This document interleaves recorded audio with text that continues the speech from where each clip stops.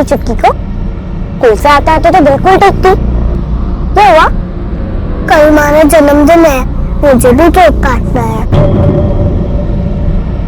तुझे केक काटना है ना, मैं लाके दूंगी। बस थोड़ी बकत की तो बात है। जब मैं बड़ी हो जाऊंगी ना तो ढेर सारा पैसा कमाऊंगी, बहुत बड़ा घर लूंगी जिसमें तू, मैं और अम्मा रहेंगे। ढेर सारे नौकर रखूंगी, माँ को काम भी नहीं करने दूंगी। काम चोरी करना, दिन में सपने देखना और कोई काम ना आवे है तन्ने? हाँ, कितनी बार कहा है तन्ने ये फालतू की बातें छोड़ दे। और तू है कि इसे भी बेकार रही है। घर के काम का सीख तू। अब ज्यादा बकत ना है तुझे इस घर से जाने में, वहां जाके नाक कटाएगी के? क्या ना तोड़ू ना, मैं कहीं नहीं जाऊंगी, मैं तेरे साथ ही रहूंगी। मैं बड़े होके ना खूब पैसे कमाऊंगी, मैं तेरी और गौरी के साथ ही रहूंगी। एक खींच के दूंगी ना तो मुंह टूट जाएगा तेरा। कल से ये स्कूल जाना बंद, घर के काम का सीख तू, और ये सतरंगी सपने देखना छोड़ दे तू। एक बच्चे की नजर में ये दुनिया बहुत खूबसूरत होती है और जिंदगी बहुत खुशनुमा। हर सपना, चाहे वो हकीकत से कितना भी परे क्यों ना हो, सच लगता है। जिंदगी को लेकर ये नजरिया, ये सपने ही होते हैं जो बच्चे की जिंदगी को मायने देते हैं। ये हमारा फर्ज बनता है कि हम अपने बच्चों के सपनों और जिंदगी को लेकर उनके इस आशावादी नजरिए की रक्षा करें, उन्हें उस तरीके और उस रफ्तार से आगे बढ़ने दें जो कुदरत ने उनके लिए तय की है। हरियाणा के एक छोटे से गांव सिहरी में रहने वाली इस मासूम बच्ची का एक ही सपना था कि वो बड़े होकर ढेर सारा पैसा कमाए और अपनी माँ और छोटी बहन को एक बेहतर और आरामदायक जिंदगी दे पाए। लेकिन मासूम सुमन की आंखों से इस सपने को छीनकर उनमें खून के आंसू भर दिए गए। सुमन के साथ कुछ ऐसा हुआ जो उसके सपनों से बिल्कुल उलट था।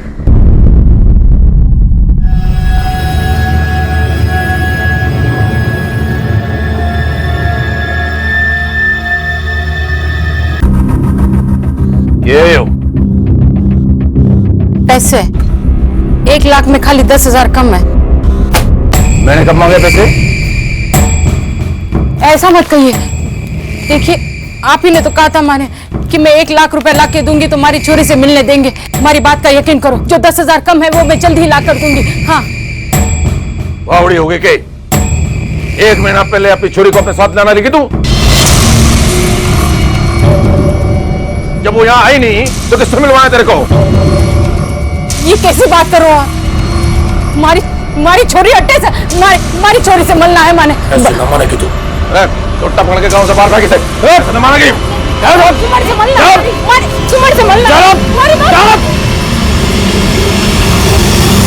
मन्ने लागे तन्ने अपने गांव के थाने में रिपोर्ट लिखानी चाहिए। सीरी गांव है ना थारा? उसको ले जाने के 8 दिन बाद में उसे वापस उसके ससुराल छोड़ आई थी साहब। वो तो जाना भी नहीं चाहती थी साहब, मैं फिर भी उसे जबरदस्ती वहां लेकर गई थी। माँ, मन्ने यहाँ से ले चल माँ, नहीं आना छो। तेरा दिमाग घास चने गया है के? हाँ, बावली हो गई तू। ये तेरा ससुराल है, तेरा असली घर, और तुझे तेरी पूरी जिंदगी यहीं गुजारनी है। माँ, जिंदा रहूंगी तो जिंदगी गुजारूंगी ना माँ। माँ तू देख लेना, अगर मैंने यहाँ छोड़ दिया ना तुम्हारा मुंह वापस कभी ना देख पाएगी। ये क्या अनाप बोले है तू? हाँ, देख मैं कुंडी खटकाड़ी हूँ। हाँ, चल के सबके सामने माफी मांग लेना, सब ठीक हो जावे। नहीं माँ, माँ नहीं, माँ माँ माँ।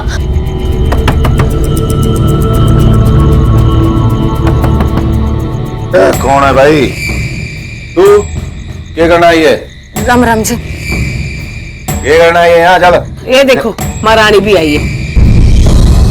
मैंने इसे खूब समझाया, अब कभी पलट के जवाब ना देगी है, बस इस बार इसे माफ कर दो। माफी? इसको देख के तो ना लग रहा है ये माफी मांगेगी। ले जा अपनी छोरी ने। जा यहाँ से निकल। मांगेगी माफी। चल, चल। अरे तू रहने दे। अरे चलो, माफी मांग जल्दी, मांगी मांग माफी। मैंने माफ कर दो। उसने मन ने कहा था साहब, अगर मैं उसे वहां छोड़ आई तो फिर उसकी शकल कभी ना देख पाऊंगी साहब। मने के पता था कि ये सब हो जाएगा।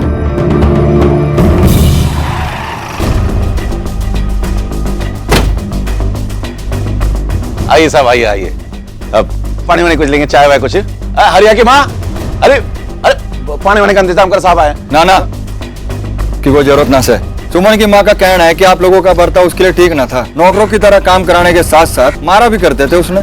न जाने कितने झूठ बोलेगी वो चुड़ैल। ऊपर वाले की कसम है साहब, जो मैंने उससे एक चम्मच भी घर में इधर से इधर कराया हो। साहब, संस्कार, मान मर्यादा, बड़ों का आदर करने के चक्कर में हम अपनी जान दे देते हैं। बस इसी बात की हमने भी उससे दरकार की थी, मगर साहब वो तो बिल्कुल उल्टी निकली। बात बात पे झगड़ा करना, बड़ों को जवाब देना, बिना पर्दा किया हमारे सामने इधर उधर घूमती थी। अरे ओ बहू, क्या बात है ताऊ जी, क्यों गला फाड़ रहे हो आप? अरे बेटा वो सर में दर्द हो रहा है, कब चाय बना दे। टाइम ना है मेरे पास, वैसे भी मुझे बाहर जाना है।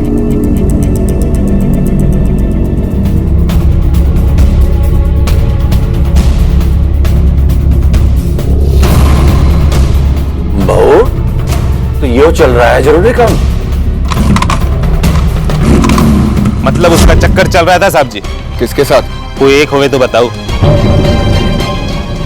पूरे गांव में जो भी सामने पड़ जावे उसी के साथ शुरू हो जावे थी वो। मन ने तो लागे किसी के साथ भाग गई वो, और बदनामी के डर से उसकी माँ हमारे परिवार पे इल्जाम लगा रही होगी।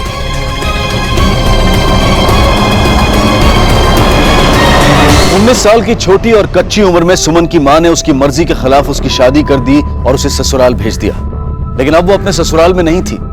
उसके ससुराल वालों का कहना था कि सुमन की मां खुद उसे अपने साथ ले गई थी, जबकि सुमन की मां लगातार एक ही बात कहे चले जा रही थी कि उसने खुद सुमन को उसके ससुराल के दरवाजे पर छोड़ा था और उसके बाद उसने उसकी शक्ल तक नहीं देखी। कौन सच बोल रहा था और कौन झूठ, कहना मुश्किल था। शक की सुई सुमन के ससुराल वालों की तरफ भी उतना ही इशारा कर रही थी जितने की उसकी अपनी मां की तरफ। आखिर क्या हुआ था सुमन के साथ? मक्कार लोग है वो लोग, साफ साफ झूठ बोले हैं साहब। हमारी बात का यकीन करो साहब। तेरी बात का यकीन करके तो हम गए थे ना वहाँ बाजवा। दोबारा देख ले ये फोटो, यही है तेरी छोरी? हाँ साहब, अपनी छोरी को ना पहचानूंगी मैं, यही तो है हमारी सुमन। अगर यो सुमन है तो ये तो वहाँ नहीं है। सारे घर की तलाशी ली हमने और वहाँ तो सभी लोगों का यही कहना है कि 1 महीने पहले तो खुद ही अपनी छोरी ने ले गई थी। साहब, छोरी तो यहाँ भी ना है।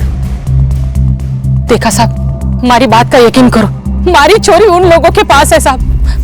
हमारी छोरी को ढूंढ लाओ साहब। इसकी छोरी की मिसिंग रिपोर्ट दर्ज करो। जी साहब।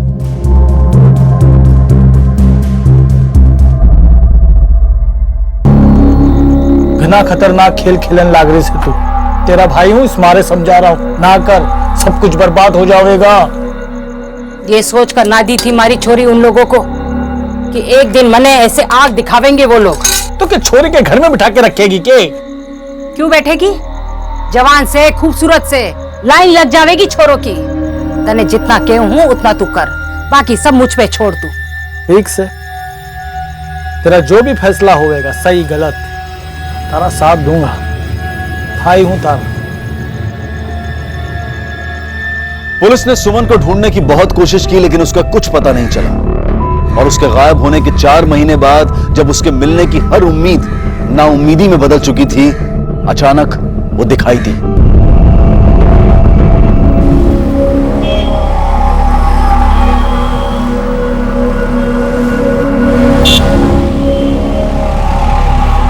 वैसे जाना किधर को है साहब? पेंडा रिक्लेमेशन।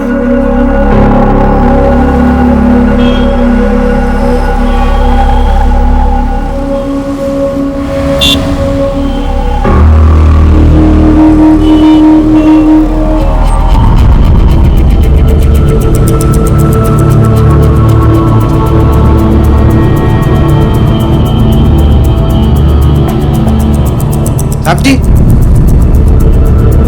मैडम, मैं साहब, अरे भाई साहब कहाँ गए? अरे भाई साहब कहाँ गए? अरे क्या कर दोस्त? अरे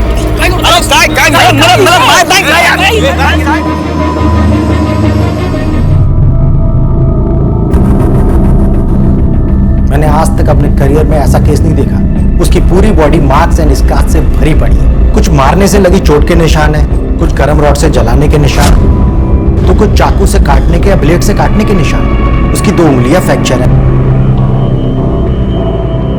दैट मींस उसे काफी लंबे समय से टॉर्चर किया जा रहा था। टॉर्चर तो बहुत छोटा शब्द होगा। उसके हाथों में कई जगह निडल्स के निशान मिले हैं, जिससे साफ पता चलता है कि उसकी बॉडी से कई बार ब्लड निकाला जा चुका है।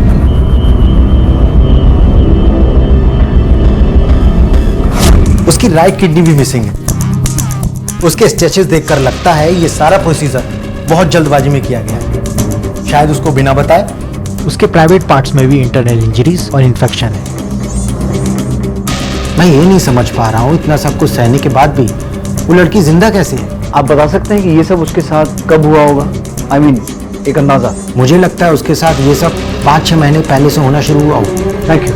हरियाणा के गरसा गांव से एक नवविवाहित युवती का अचानक लापता हो जाना और लापता होने के लगभग 4 महीने के बाद अपने गांव से तकरीबन 1000 किलोमीटर दूर मुंबई शहर में पाया जाना ये किसी मुश्किल पहेली से कम नहीं था। ऊपर से उसके शरीर के बाहर और भीतर लगी चोटें, उसकी गायब किडनी और उसे दी गई यातनाएं इस पहेली को और मुश्किल बना रही थी।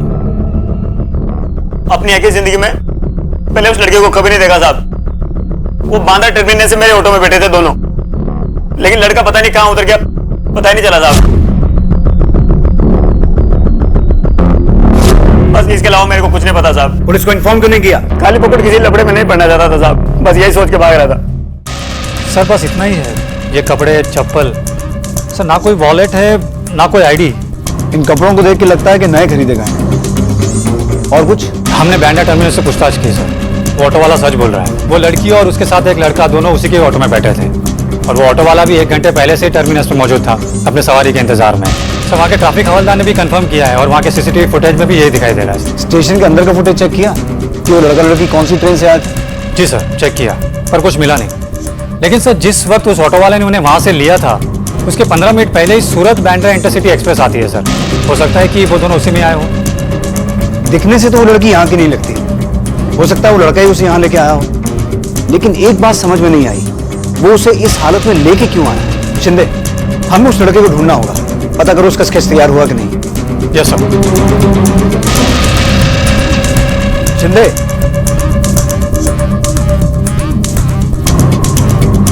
इस बारकोड से हमें पता चल सकता है कि कहां से खरीदी गई और किसने खरीदी। पता करो। Yes sir.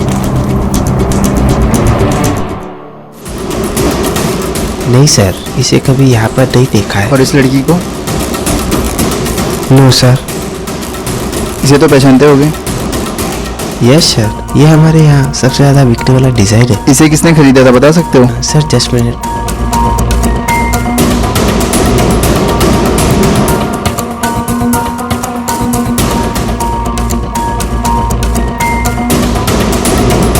सर इसका पेमेंट तो क्रेडिट कार्ड से हुआ था, वो भी किसी मैरिज प्रभु के क्रेडिट कार्ड से। इसे देखा है पहले कभी? हाँ, एक ऐसा ही पेयर मैंने कुछ दिनों पहले खरीदा था। लेकिन ये सब आप मुझसे क्यों पूछ रहे हैं? ऐसा ही नहीं, यही खरीदा था। अब ये बताओ किसके लिए? जी अपनी वाइफ के लिए। और किसके लिए खरीदूंगा? अगर वाइफ के लिए खरीदा था तो फिर ऑटो में सफर करती एक हाफ डेड लड़की के पास कैसे पहुंचा? लड़की? कौन सी लड़की? सर मुझे नहीं पता ये सब कैसे वहां पर। सर उस दिन मैंने बहुत सारी शॉपिंग करी थी, बहुत सारे बैग्स थे मेरे पास। हो सकता है गाड़ी में रखते वक्त या निकालते वक्त कहीं गिर गई होगी। सर इस प्रभु का और एक नंबर मिला है जिससे पिछले 2 हफ्तों में सूरत के एक नंबर पर काफी बातचीत हुई है। सूरत? जहां से वो लड़का शायद उस लड़की को लेके आया था। झूठ बोला तूने हमसे कि तेरा सूरत से कोई कनेक्शन नहीं है। कनेक्शन नहीं है तो वहां कॉल क्यों करता था तू? बोल! सर बताता हूं मैं। सर सूरत में मेरी एक गर्लफ्रेंड है। उस दिन मैंने उसी के लिए सारी शॉपिंग की थी और वो चप्पल भी मैंने उसी दिन खरीदी थी। लेकिन सर जिस लड़की की तस्वीर आपने मुझे दिखाई है उसे तो मैं बिल्कुल भी नहीं जानता। और मैं ट्रेन से तो गया ही नहीं सर, मैं अपनी कार में गया था। सारे शॉपिंग बैग्स के साथ वो चप्पलों का बैग भी उसी के अंदर रखा था। मुझे नहीं पता सर वो कब गिर गया और कहाँ गिर गया। किसके साथ गया था? अकेला गया था? मैं और मेरा ड्राइवर। इसे उस स्केच दिखाओ।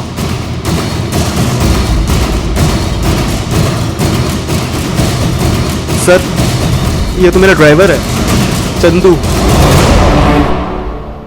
सर चंदू के मोबाइल की लास्ट नोन लोकेशन सूरत ही है। कोई सपना लॉज में ठहरा था लगता है। सर वो जिस दिन प्रभु को लेकर सूरत से लौटा उसके अगले ही दिन फिर से वो सूरत गया और उसके बाद मोबाइल बंद करके गायब हो गया। सपना लॉज? इसका मतलब ये होगा कि जब चंदू प्रभु के साथ सूरत गया था तब उसने उस लड़की को देखा लेकिन क्योंकि उसका मालिक उसके साथ था इसलिए वो कुछ कर नहीं पाया।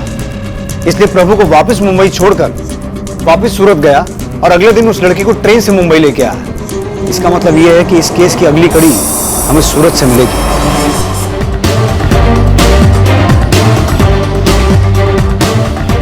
जी हाँ सर, मैं इसे जानता हूँ, लेकिन सुबह वो तैयार होकर गया और उसके बाद फिर लौट कर आया नहीं। अकेले आया था या उसके साथ कोई था? सर अकेले ही आया था वो। और इस लड़की को देखा? इसे तो मैं रोज देखता हूँ सर। कहाँ? ये जीटीओ जंक्शन है ना, वहां पर बैठ के भीख मांगती है।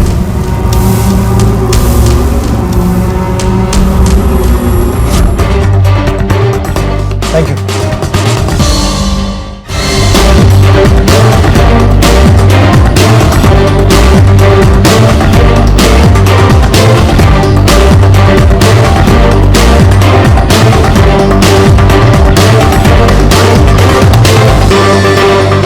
लड़की को पहचानती हो? नहीं जानती साहब मैं इसको। नहीं मालूम थी? नहीं सर। काकी ये तो सुमन दीदी। बेटा कौन है ये? ये सुमन दीदी बहुत अच्छी है।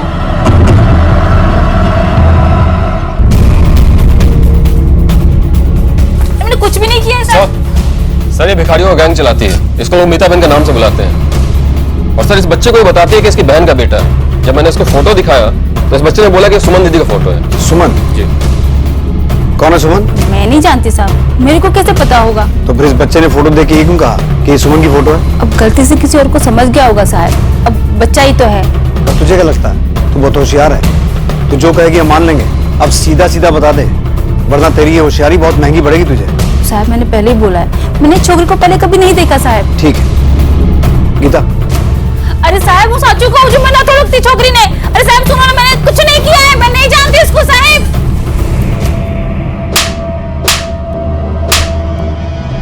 याद आया? हाँ साहब मैं बताती हूँ साहब। चल बोल, कैसे जानती थी उस लड़की को? सर वो राजस्थान से हरियाणा से कहीं से तो था, वो आदमी लेकर आया था उसको मेरे पास।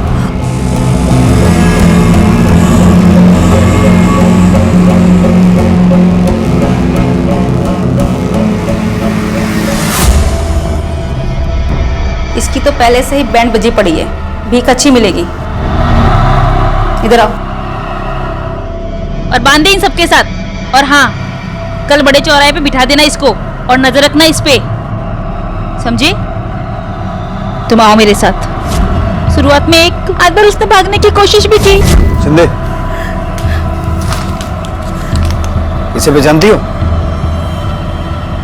हाँ साहब, कुछ दिन पहले पहली बार मैंने उसको देखा था सुमन के साथ। ये सुमन? सुमन? कहाँ ले जा रहा है मेरी छोकरी को? छोड़ना। एक छोड़ मेरी छोकरी को, नहीं तो मैं तेरी तो जानता मार दूंगा आगे ही तो। किसको दिखा रहा है तू? छोड़। वो सुमन को अपने साथ लेके चला गया। सर हो सकता है कि चंदू किसी मुंबई के भिखारी गैंग के टच में हो और सुमन को यहाँ से वहाँ बेचने के लिए ले गया हो भी सकता है। अब पता नहीं उस लड़की का असली नाम सुमन था भी या नहीं। फिर भी राजस्थान और हरियाणा पुलिस से कहो कि पिछले 1 साल में जितनी भी मिसिंग कंप्लेंट्स दर्ज हुई हैं उन्हें चेक करें और उसमें सुमन की एज और नाम वाली जितनी भी लड़कियां अभी भी मिसिंग हैं उनके बारे में पता लगाएं। और इन दोनों स्टेट्स में पिछले 6 महीने में जितने भी किडनी ट्रांसप्लांट्स हुए हैं सबका रिकॉर्ड निकालो। Yes sir. पुलिस ये तो जान चुकी थी कि सुमन को सूरत के उस गैंग को बेचा गया था जो बच्चों से भीख मंगवाने का काम करते थे, लेकिन वो ये नहीं पता कर पा रही थी कि आखिर सुमन सूरत पहुंची कैसे होगी। डॉक्टर्स द्वारा की गई सुमन की जांच से ये बात साफ हो चुकी थी कि उसके बदन से गायब हुई किडनी को उसके सूरत पहुंचने से पहले ही कभी निकाला गया होगा। ये साफ था कि सूरत पहुंचने से काफी पहले उसके साथ इन जुल्मों की शुरुआत हो चुकी थी। सुमन को इंसाफ और उसके गुनहगारों को सजा दिलवाने के लिए जिस एक सवाल का जवाब ढूंढना बेहद जरूरी था वो ये था कि उसके इन मुश्किलों में पड़ने और उसके साथ हुए इन अमानवीय अत्याचारों का सिलसिला आखिर शुरू कहां से हुआ था। गौरी, गौरी, है गौरी, गौरी चलना नहीं क्या? जिज्जी, जिज्जी, एक तक सोते पड़ी है छोड़ी। अरे पहुंचते पहुंचते रात हो ही जाएगी। इस काम में देरी ना चाले। देर ना होगी, तू बस 2 मिनट रुक, मैं अभी उसे तैयार करके लाती हूँ। गौरी, ए गौरी, उठ, जल्दी उठ। जल्दी उठ। कहाँ जाना है माँ? देर हो रही है, उठ। अरे मन्ने नींद आ रही है माँ। चल मारे। जल्दी जल्दी। कहाँ जाना है? चल ये ले, सोने भी नहीं देते आप। ये कपड़े पहन। जाना 2 मिनट है। माँ इतने अच्छे कपड़े पहन के कहाँ जाना है मन्ने? ले, हो गई तैयार, ले जा इसे। मस्त लाग रही है। चल जा। वहां जाके एकदम अच्छे से रहना।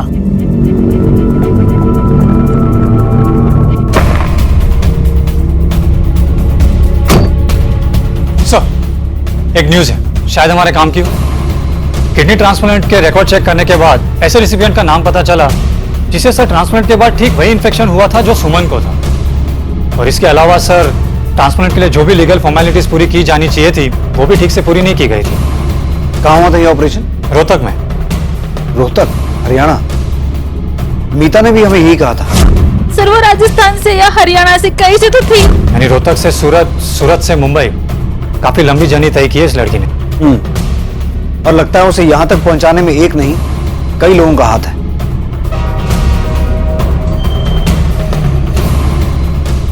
अब सीधे सीधे बताएंगे क्या हुआ था, कैसे हुआ था, या फिर हम अपने तरीके से पूछें? एक आदमी उसे लेकर आता था, उसका नाम राम नरेश था। मैंने पहले उस लड़के की किडनी लेने से मना कर दिया था क्योंकि वो एनेमिक थी। मैं आगे से पैसे ले चुका था और दूसरी कोई किडनी मिल नहीं रही थी, इसलिए ले चलो इसे। सर डॉक्टर ने राम नरेश का जो नंबर दिया था उसके बारे में पता किया सर। सुमन के ऑपरेशन के वक्त वो सेक्टर 3 में ही एक्टिव था, लेकिन उसके बाद से बंद रहा है। और सर जिन डॉक्यूमेंट्स के आधार पर इस नंबर को इशू किया गया है ऐसे आदमी के नाम पर लिया गया है जो काफी साल पहले मर चुका है। मतलब ये हुआ कि राम नरेश तक पहुंचने का फिलहाल हमारे पास कोई क्लू नहीं है। शिंदे, लोकल पुलिस के साथ एक टीम बनाओ और सेक्टर 3 में सुमन के बारे में पूछताछ करो। और ध्यान रहे, हर एक आदमी के पास सुमन की फोटो होनी चाहिए। Yes sir.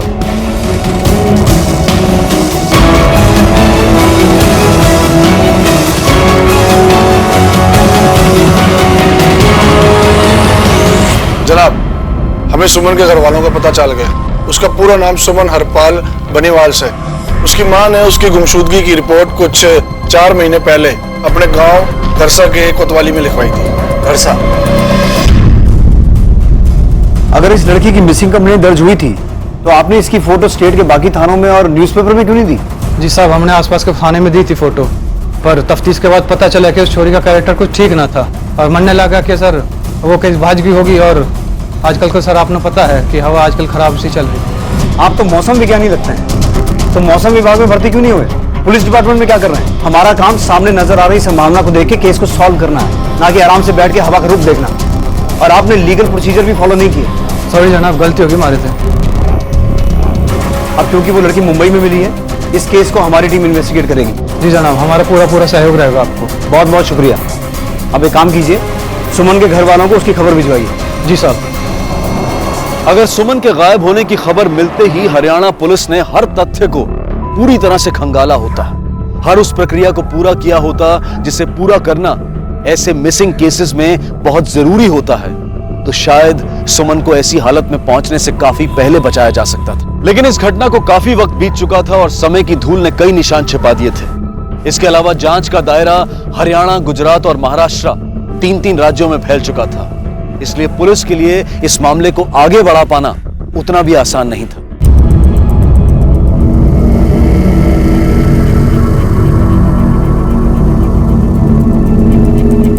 माजी मैंने डॉक्टर से बात की। डॉक्टर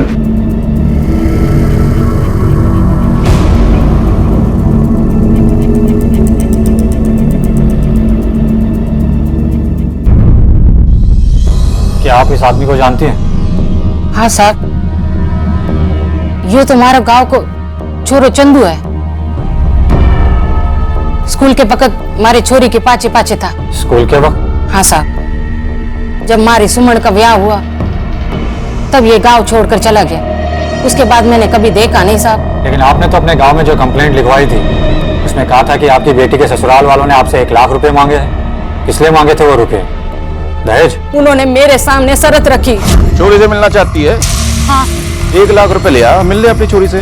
साहब मैं गरीब, लेकर गई। मैंने कब मांगे पैसे? आप ही ने तो कहा था माने कि मैं 1 लाख रुपए ला के दूंगी, तुम्हारी छोरी से मिलने देंगे। तुम्हारी बात का यकीन करो, जो 10,000 कम है वो मैं जल्द ही ला कर दूंगी, बाकी का इंतजाम करते। उन्होंने हमारी छोरी को टुकड़ों टुकड़ों में बांट दिया, जैसे कोई जमीन का टुकड़ा, थोड़ा आज थोड़ा कल। काफी जमीन हुआ करती थी कभी तुम्हारी, लेकिन अब सब बिक चुकी है। यानी कि घर में पैसे को लेकर हालात खराब ही रहते होंगे, इसलिए शायद सुमन और उसकी माँ को पैसों को लेकर काफी परेशान करते थे तुम। माँ झूठ बोल रही है जनाब, मैंने कोई पैसा नहीं लिया उससे, उल्टा उसी ने जीना हराम कर रखा था हमारा। कैसे? साहब, छोरी का करेक्टर जरा ढीला था। अब गांव के जितने भी छोरे हैं ना, सबके साथ चक्कर पीट कर रखा था उसने। बहू, तो यो चल रहा है जरूरी काम? पक्की तरह से तो ना कह सकूं, पर हमें तो लगा है कि उनमें से किसी एक छोरे के साथ भागी हो, तभी। नरक में भी जगह ना मिलेगी साहब उस आदमी ने। ब्याह के पहले हमारी छोरी ने किसी की तरफ आंख उठा के ना देखा है, तो ब्याह के बाद ऐसी गंदगी क्यों फैलाएगी? वाह, हमें फंसाने की खातिर रुपयों से भरा हुआ थैला लेके हमारे घर पहुंच गई। पर सर मजाल कि हमने उससे रुपयों से भरे हुए थैले को हाथ भी लगाया हो। एक बात मुझे आज तक समझ में ना आई कि इतने सारे रुपये कमला के पास एक साथ आए कहां से? जो पूछा उसका जवाब दो कमला। 90,000 तुम्हारे लिए बहुत बड़ी रकम थी, और इतनी बड़ी रकम का इंतजाम तुमने कैसे और कहां से किया? इंदर से उधार लिए थे मैंने। इंदर तुम्हारा भाई?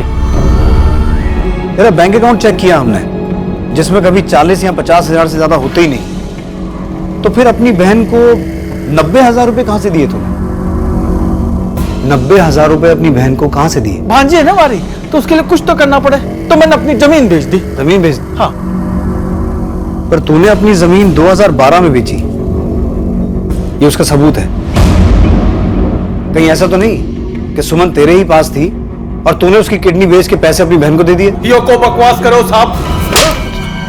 तमीज से, अगर दोबारा बदतमीजी की, ना मुंह खोलने के लायक बचेगा ना बोलने के लायक। मुझे क्या लगता है तू जो बोलेगा हम मान लेंगे? तेरा असली धंधा पार्टियों में लड़कियां नचाने का है ना? है ना? आप जानती हैं आपका भाई क्या करता है? मैं तो बस इतना ही जानूं साहब कि वो अपना परिवार पालता है। सुमन के साथ कैसा रिश्ता था उसका? जैसा एक बाप बेटी का हो ऐसा। अपनी बेटी से भी बढ़कर मानता था वो उसे। जब ताऊ ने पैसे मांगे तब इंदर ने साहूकार से उधार लिए थे। लेकिन ताऊ ने तो पैसे लिए ही नहीं। इसीलिए तो जब इंदर साहूकार को पैसे लौटाने गया था तो साहूकार ने बिना ब्याज के पैसे लिए ही नहीं। इसलिए ब्याज के पैसे लौटाने की खातिर हमारी छोरी को 2-3 बार नचवाना पड़ा साहब। माँ, इतने अच्छे कपड़े पहन के कहाँ जाना है मन ने? ले, हो गई तैयार, ले जा इसे। मस्त लाग रही है। चल जा, वहां जाके एकदम अच्छे से रहना। एक बेटी की जिंदगी बचाने के लिए दूसरी बेटी की इज्जत दांव पे लगा दी।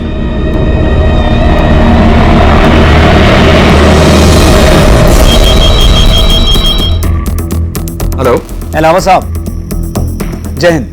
जय हिंद सर। यहाँ सुमन के परिवार वालों से इंटरोगेशन हुआ है, कुछ बातें सामने भी आई हैं, लेकिन उनके मतलब समझ में नहीं आए। जैसे सर? जैसे कि सुमन की माँ कमला पूरी तरह से अपने भाई इंदर पे डिपेंडेंट है। इंदर वहाँ पार्टियों में लड़कियों को नचवाने का काम करता है, तो हो सकता है इंदर ने अकेले या फिर कमला के साथ मिलकर ये कांड किया हो। दूसरी तरफ सुमन के ससुराल वाले अपने आप को पैसे वाला तो बताते हैं, लेकिन अंदर से हैं खोखले ही, तो उनके पास भी सुमन के साथ ये सब करने का मोटिव तो है। लेकिन दूसरी तरफ वो ये भी बताते हैं कि सुमन का कई लड़कों के साथ अफेयर था, और सुमन की माँ ने भी प्रभु के ड्राइवर चंदू की पहचान की। ये तुम्हारे गांव को छोरो चंदू है, स्कूल के वक्त हमारे छोरी के पाचे पाचे था। अब आपको वहाँ इस सारी इन्फॉर्मेशन को चेक करना होगा, और जो कड़ियाँ मिसिंग है उन्हें जोड़ना होगा। वैसे एकाध परिवार ने सुमन के अफेयर होने की बात की है साहब, लेकिन इस बात का कोई प्रूफ नहीं है कि वो सच बोल रहा है कि झूठ। मेरे ख्याल से अलावा साहब, आप पहले ये पता कीजिए कि सुमन रोहतक कैसे पहुंची, वहां वो किसके साथ थी, किसके पास थी। मुझे लगता है उसके आगे की कहानी हमें वहीं से पता चलेगी। जी सर। जय हिंद। शिंदे, सुमन के इन-लॉज के कॉल रिकॉर्ड्स हैं ना तुम्हारे पास? Yes sir. सभी के कॉल रिकॉर्ड्स चेक करो और पता लगाओ कि जिस डॉक्टर ने सुमन की किडनी निकाली थी, इनमें से कितने लोग उसके टच में थे। इसके अलावा ये भी पता लगाओ कि सुमन के अपने गांव और सुमन के इन-लॉज के गांव में से ऐसे कितने लोग हैं जो उस क्लिनिक पे लगातार आया जाया करते थे। अगर रोहतक में भी ऐसा कोई है जो उस डॉक्टर या क्लिनिक से लगातार टच में है तो उसका भी पता लगाना। Right sir. मैंने पक्का ला गए कि हमें जेल भिजवा के छोड़ेंगे। अरे हमने चोरी की ऐसी हालत थोड़ा की है, पर पुलिस को कौन समझावे, हमेशा चोरी की साइड ले हुए हैं। अरिया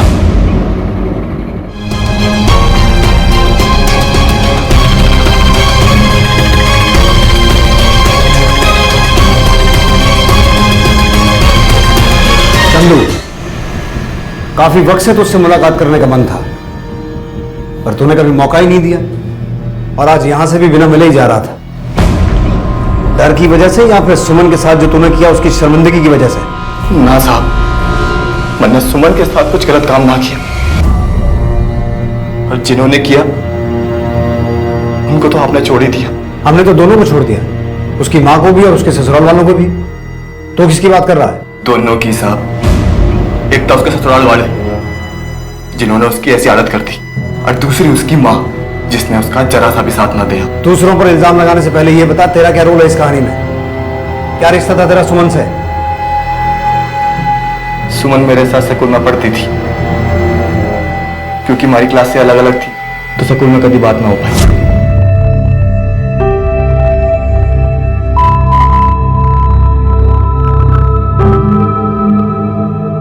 क्या बात है चंदू, तुम्हारे पाचे पाचे क्यों आ रहा है? सुमन, तेरे तक कुछ बात करनी थी।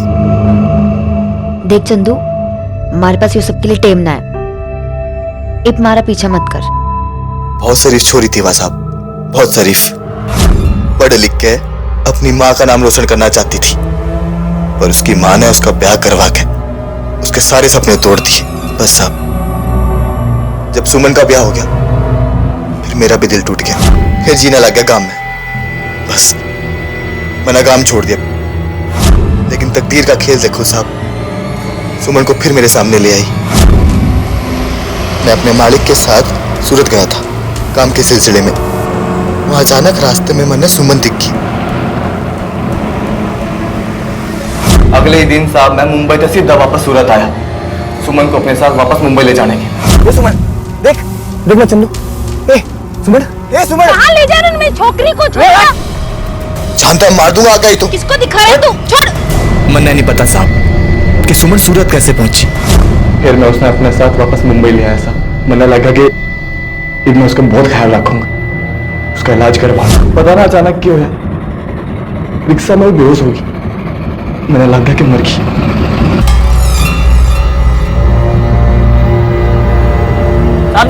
मैं डर के मारे उसने रिक्शा में छोड़ कर भाग लिया साहब। और जब देखा साहब कि वो थाने से बाहर यूं आ रहे जैसे कुछ होया ही ना, बस साहब फिर मेरे तरह नहीं गया।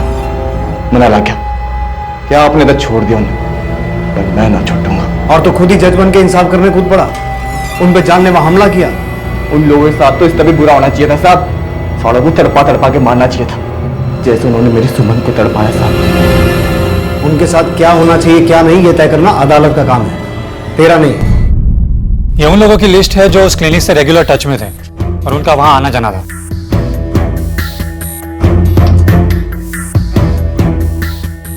राम नरेश? जी सर। जिस डॉक्टर ने सुमन की किडनी निकाली थी उसने भी हमें कुछ ऐसे ही नाम बताया था ना? एक आदमी उसे लेकर आता था, उसका नाम राम नरेश था। राम नरेश जो सुमन को उसके पास लेके आता था?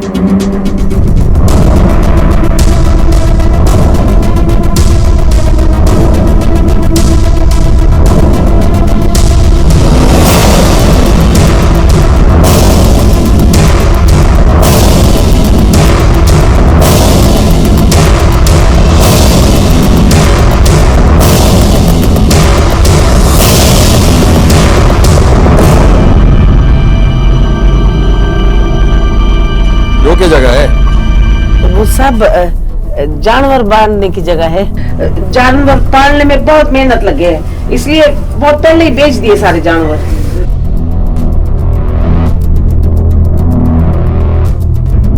सुमन के घर वालों ने काफी पैसा ले रखा था मुझसे जनाब, वो कर्जा दे नहीं पा रहे थे तो उसके बदले में सारे खेत मेरे नाम कर दिए, पर इससे मेरा आधा ही पैसा मुझे मिला। आधे के बदले में उन्होंने सुमन को मेरे पास लाके बेच दिया। उसका पति वो हरियाई उसे लेकर आया था मेरे पास। और जनाब जब वह मेरे पास आई थी तो पहले से उसकी हालत बहुत खराब थी, पूरे बदन पे जले हुए कटे के निशान थे। पर उसके बावजूद तुझे उस पर रहम नहीं आया? मेरा पीछा निकलता था जनाब, वो पीछा तो निकालना ही था। उसके बाद? ऑपरेशन के बाद हमने उसका बहुत ख्याल रखा, पर जैसे ही उसकी तबीयत थोड़ी ठीक हुई उसके बाद मैंने ना पता उसका के होया के नहीं। तुझे कैसे पता होगा? तेरा कर्जा तो चुक गया ना, लेकिन अब सुमन का बहुत कर्जा चढ़ गया तुझ पर, जिसे तू जिंदगी भर चुकाएगा जेल में रहकर।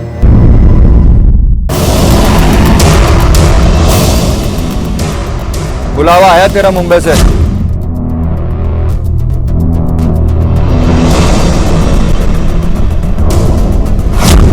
डाल दे इसने गड्डी में। अरे साहब चल जल्दी। अरे कैसे जुल्म कर रहे हो आप? सुमन के हाथों पर भी हमें ऐसे ही निशान मिले थे जैसे तेरे हाथ पे हैं। कैसे पड़े ये निशान? तुम्हारे घर के जानवरों के बारे में से हमें एक रस्सी मिली थी, लेकिन वहां जानवर तो थे ही नहीं। किसे बांधते थे वहां? देख, सुमन को तो हम इंसाफ दिला के रहेंगे और तुझसे भी सच उगलवा ही लेंगे, पर फिर भी तुझे एक आखिरी मौका देना चाहता हूं। सुमन की हालत तो तूने देखी है और तू ये भी अच्छी तरह से जानता है कि सुमन की वो हालत तेरे और तेरे घर वालों की वजह से हुई है। अब सच सच बता दे, वरना क्या बोलूं साहब जी, सुमन को घना ही परेशान करते थे हमारे घर वाले।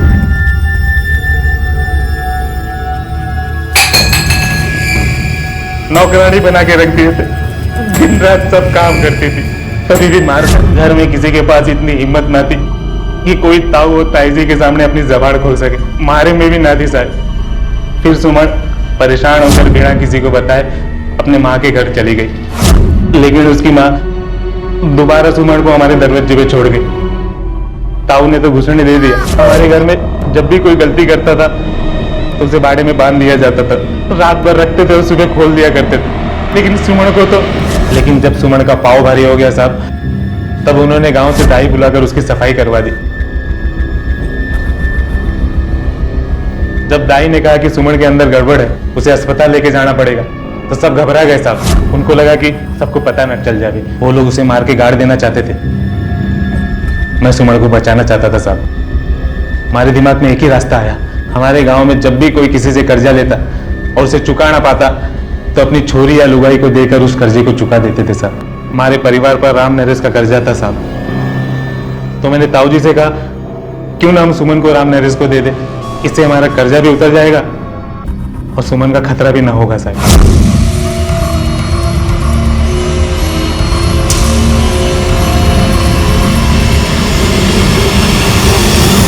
उसे बचाने का और कोई रास्ता ना था साहब मेरे पास। अगर मैं ऐसा ना करता तो ताऊ जी और बाकी सब घर वाले उसे पक्का मार देते।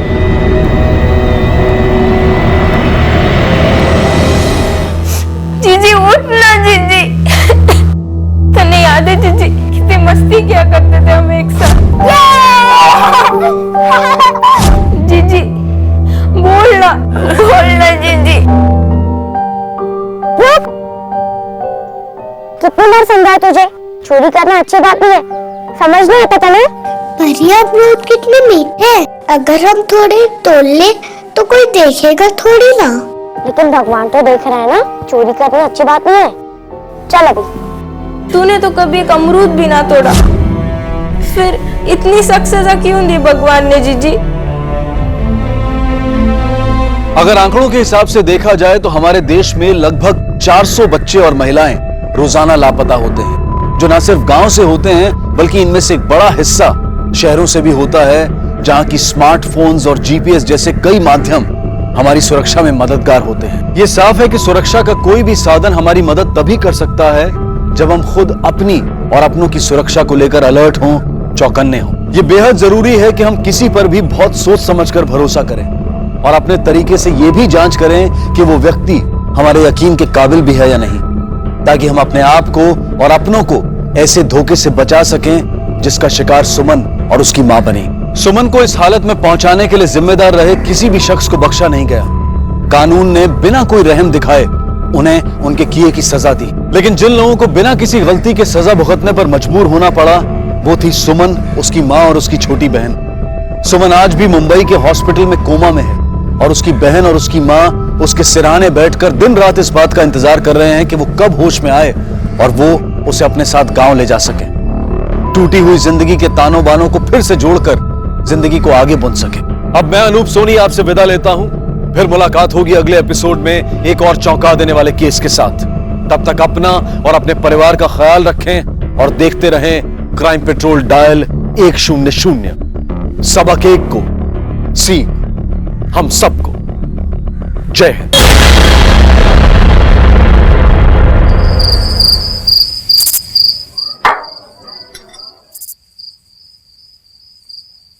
चीनी आजकल सोने के भाव में मिल रही है क्या? मतलब खीर में शक्कर है ही नहीं। वो राशन खत्म हो गया था। अरे तो बंदे के घर से जाके उठा लाना था ना राशन। जी मैं भूल गई लान। और शंभू कहाँ पर गया है? वो उसकी तबीयत खराब है तो अपने कमरे पर गया है। मम्मी पैसे हमें दे दीजिएगा, हम ले आएंगे। कुंभकर्ण की नींद अब टूटी। एक से एक निकम्मे पाल रखे हैं मैंने। सबको एक ही काम आता है, मुफ्त की रोटियां तोड़ना बस। एक नौकर मिला है, काम कम और आराम ज्यादा। तुम कुछ काम क्यों नहीं करते हो? कब तक ऐसे ताने सुनते रहोगे? तो हम कौन सा रोज छत पे जाके पतंग उड़ा रहे हैं? काम ही तो ढूंढ रहे हैं, नहीं मिल रहा तो क्या करें? भैया वो जो पैसे मेरे लिए थे वो मुझे वापस चाहिए। इस वक्त कौन आ गया? मैं जाके देखती हूँ। नहीं रुको रुको, हम देखते हैं।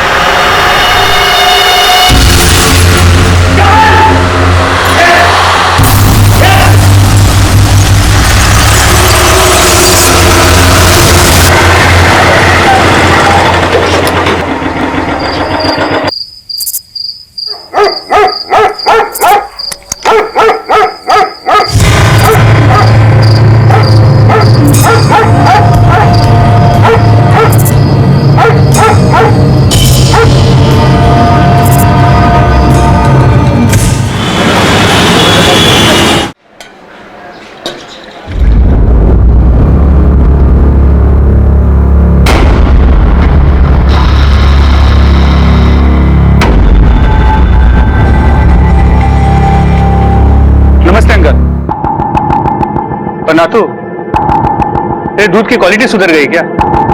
रोज की तरह अंकल से चार बातें नहीं सुनी तूने? क्यों अंकल, क्या हुआ? सब ठीक तो है? कल रात को आपके घर पे किसी का आना जाना लगा हुआ था। वो एक्चुअली मुझे कल आते हुए काफी देर हो गई थी तो मैंने किसी को आते जाते देखा। वो दरअसल मिला ने कल अच्छा खाना बना दिया था ना, तो थोड़ा ज्यादा खा लिया था, इसलिए मैं टहलने गया था बाहर।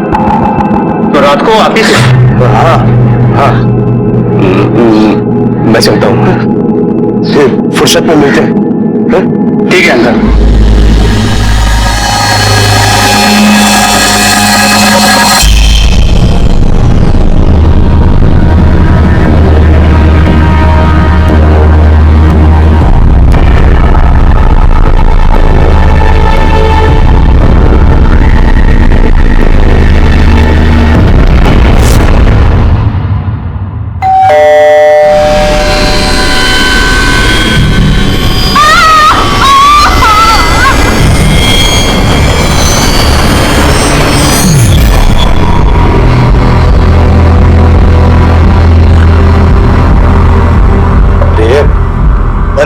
बंद करो ये रोना धोना। जो कुछ भी हुआ है उसे भुलाकर जीना तो पड़ेगा ना। अब एक बात याद रखो कि जो कुछ भी हुआ है ना, उसके जिम्मेदार तुम भी हो। अरे बंद करो रोना धोना।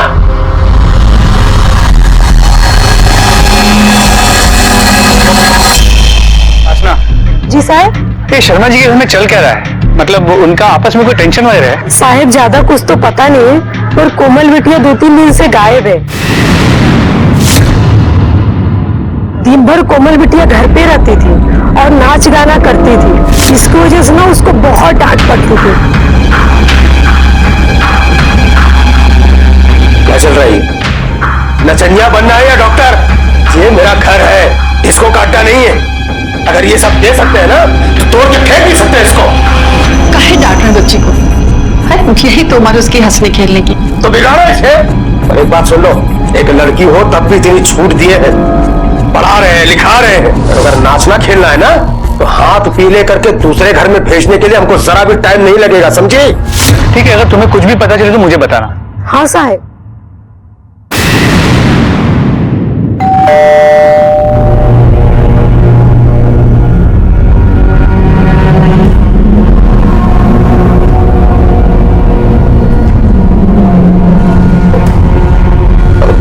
हम खोलते हैं।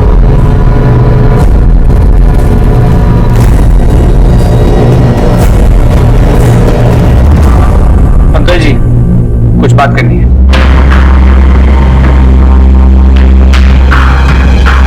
जैसी कोई बात है नहीं, सब ठीक है। अंकल जी, मैं 5 साल से आपका पड़ोसी हूँ। हाँ, ये बात सच है कि आजकल लोगों को अपनी पड़ोसियों की कोई फिक्र नहीं होती, लेकिन मुझे है। इस वक्त मैं आपसे सिर्फ एक रिक्वेस्ट कर सकता हूँ, अगर आप लोगों को कोई भी प्रॉब्लम है तो प्लीज मुझे बता दीजिए, शायद मैं आपकी प्रॉब्लम हल कर सकूं। मुझे पापा सही कह रहे हैं, हमें किसी चीज की कोई परेशानी नहीं है, सब ठीक है। आप खामखा परेशान हो रहे हैं। अच्छा, तो फिर कोमल का है? वो इस वक्त यहाँ क्यों नहीं है? वो राहुल, तुम हमेशा ही ऐसे हकलाते हो या आज कुछ स्पेशल है? नहीं, दरअसल कोमल अपने स्कूल की ट्रिप पे गई हुई है बाहर। बेटा, सब कुछ ठीक ही, ऐसा कुछ है नहीं। अगर कुछ होगा तो तुम्हें ही बताएंगे। ठीक है, फिलहाल आपकी ये बात मान लेते, लेकिन सिर्फ आपके पड़ोसी होने के नाते नहीं, बल्कि पुलिस ऑफिसर होने के नाते भी कह रहा हूँ, अगर आप लोगों को कुछ भी प्रॉब्लम है तो आप किसी भी वक्त मुझे फोन कर सकते हैं, मैं आपकी मदद के लिए आ जाऊंगा।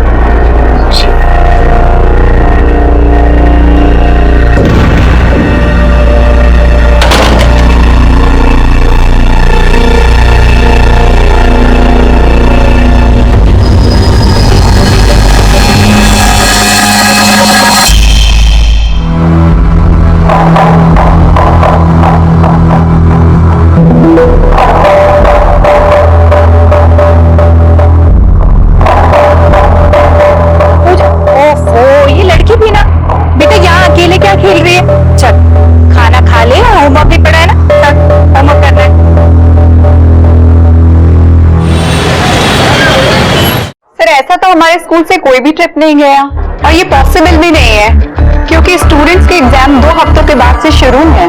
क्या? अगर आपके स्कूल की कोई पिकनिक नहीं गई तो फिर कोमल 2 दिन से कहाँ है? सर, कोमल 2-3 दिन से स्कूल भी नहीं आ रही है। मैं खुद उसके पेरेंट्स को फोन करने वाली थी कि कोमल स्कूल क्यों नहीं आ रही है। ये संभाल के जाना।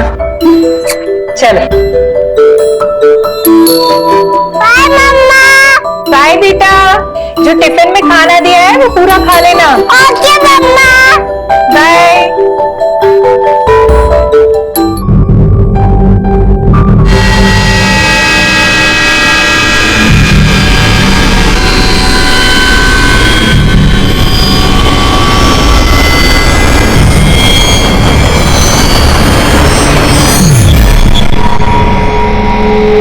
कोमल का है, पूरा सच बताइए, ये आखिरी मौका है, क्योंकि इसके बाद बातचीत नहीं होगी, सीधे कार्रवाई होगी। कैसी कार्रवाई? कोमल ने तो हमें यही बताया था कि वो स्कूल ट्रिप पे जा रही है। शायद तो कोमल ने हमसे झूठ बोला, अपने किसी दोस्त के साथ पिकनिक पर गई हो। शर्मा जी, जितना मैं आपको जानता हूं, आप उसे किसी भी ट्रिप पे भेजने से रहे। सच सच बता दीजिए, आप लोगों के लिए यही अच्छा होगा। वो ना किसी दोस्त के साथ है, ना वो स्कूल में है, और उसका फोन भी ऑफ है। शर्मा जी, मांजरा क्या है? अनुज जी, किस मुंह से बताएं आपको कि क्या माजरा है? दरअसल कोमल घर छोड़कर भाग गई है। किसके साथ भागी है, कहां भागी है, ये हमें खुद नहीं पता। और ये सब आप मुझे अब बता रहे हैं? वो एक माइनर है, इस बात को दबा के आपने उसके लिए खतरा बढ़ा दिया है। उसके मिसिंग केस की इन्वेस्टिगेशन मैं खुद लॉन्च कर। विजय, कोमल का फोन 2 दिन स्विच ऑफ होने के बाद 19 तारीख को स्विच ऑन होता है। यस सर, और सेल्यूलर कंपनी से आई डिटेल्स में पता चला कि कोमल को लास्ट कॉल किसी आकाश त्रिपाठी ने किया था और उसका लास्ट लोकेशन बालाजी चौक है। तुम पता करो इस कोमल और आकाश त्रिपाठी के बीच कनेक्शन क्या है। मैं बालाजी चौक जाके पता करता हूँ। सर,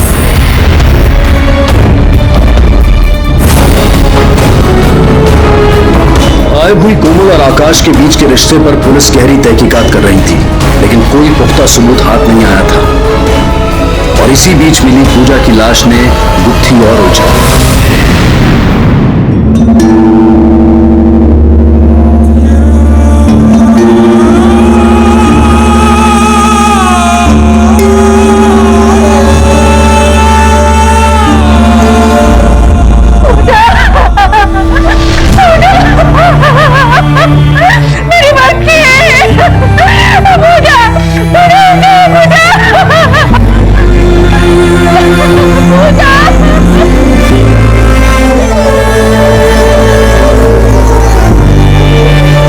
कैलाश शर्मा की बेटी कोमल की गुमशुदगी की तहकीकात में अपनी तरफ से पहल करने वाले पीएसआई अनुज को कैलाश शर्मा के भाई दीपक शर्मा की छोटी सी बेटी पूजा की मिली लाश ने चौंका दिया।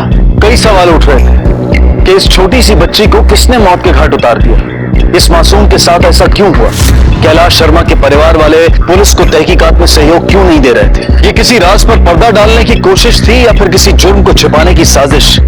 लेकिन इतना तो तय था कि इस परिवार में कुछ अंदरूनी खलिश जरूर थी। आखिर चल क्या रहा था इस परिवार में? सर, पूजा की मां रानी और पिता दीपक से बात। दीपक के ऑफिस जाने का वक्त वही है जब पूजा की स्कूल बस आती और रानी उस वक्त टिफिन बनाने में बिजी होती। पूजा के स्कूल बस का स्टॉप उसके घर से काफी करीब है, इसलिए वो घर से अकेले जाया करती।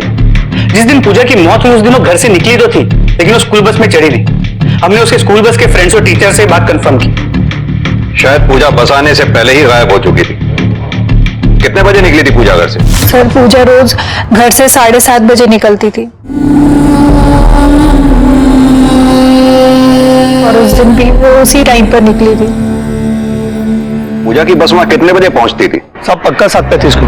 अशोक नगर का उसका टाइम ही 7:35 का। 7:30 बजे पूजा बस स्टॉप पर पहुंचती है और 7:35 पे गायब। सिर्फ 5 मिनट। और किसी के लिए कैसे पॉसिबल है 5 मिनट के अंदर किसी बच्ची को किडनैप करना? सर, मैंने उस बस स्टॉप के पास जाके भी चेक किया, कोई एटीएम हो या किसी दुकान में सीसीटीवी, सब कुछ नहीं मिला।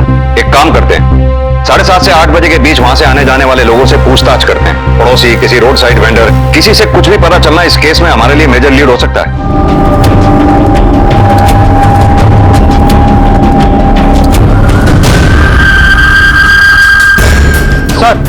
सर, कुछ पता नहीं चला। सर, यहाँ किसी ने कुछ भी नहीं देखा है और उस बस में इस गली से चढ़ने वाली सिर्फ पूजा ही थी। सर, सोचने वाली बात यह है कि छोटे भाई दीपक की बेटी पूजा मर चुकी है तो बड़े भाई कैलाश की बेटी कोमल गायब है। कैलाश और दीपक के आपस में संबंध कैसे हैं? तो दोनों भाइयों की आपस में बिल्कुल नहीं जमती। 2 साल पहले प्रॉपर्टी को लेकर बहुत बड़ा झगड़ा हुआ था दोनों के बीच। 4 महीने पहले ही दोनों अलग भी हुए। काहे का रिश्ता, इतना सब हो गया। अरे इतना कठोर दिल दुश्मन का भी नहीं होता है। भाई साहब ने आना तो दूर, एक फोन भी नहीं किया हमको, और हम समझते नहीं है क्या? ये जो ढकोसला तुम करने यहाँ आए हो सब समझते हैं। भीतर भीतर खुश हो तुम लोग। चाचा जी कैसी बात कर रहे हो आप? चुप रहो तुम, एकदम ठीक समझ रहे हो। तो लगता है कहीं कोमल ने तो हमारी बिटिया को नहीं मार दिया और उसके बाद तुम लोगों ने उसे छुपा दिया। इसे भी कोई भरोसा नहीं। सांप की औलाद सफोला नहीं होगी तो क्या होगी? चाचा जी, हम आपका दर्द समझते हैं। अरे कुछ नहीं समझते हो तुम लोग, और कुछ समझने का जरूरत भी नहीं है। तुम एक काम करो भैया, निकलो तुम। चाचा तुम जाओ भाई। चाचा बात। अरे जाइए आप, जाइए, एहसान कीजिए हमारे ऊपर। सर, कैलाश और दीपक के बीच झगड़ा उन्नाव की प्रॉपर्टी को लेकर शुरू हुआ और ये मामला सुलझने के बजाय और उलझता चला गया। ये कैलाश शर्मा है किस तरह का? सर, बड़ा ही ऑफेंसिव नेचर का, छोटी छोटी बात पे खिटपीट झगड़ा उसकी किसी के साथ नहीं बनती। और उसका भाई दीपक, वो यहाँ से अलग होने के बाद कहाँ गया? उसी एरिया में एक घर रेंट पे लेके रहता है, एक ट्रांसपोर्ट कंपनी में काम करता है। झगड़े के बाद कैलाश ने अपने प्रॉपर्टी की हर एक इंच अपने नाम पे कर ली है। वक्त के साथ इन दोनों की दुश्मनी और गहरी होती चली गई। अनुज, इस केस में 2 सगे भाई हैं, 2 अलग अलग घर हैं और दोनों घरों से गायब होती हैं 2 बेटियां। ये सिर्फ कोइंसिडेंस है या इसके पीछे कोई राज छिपा है?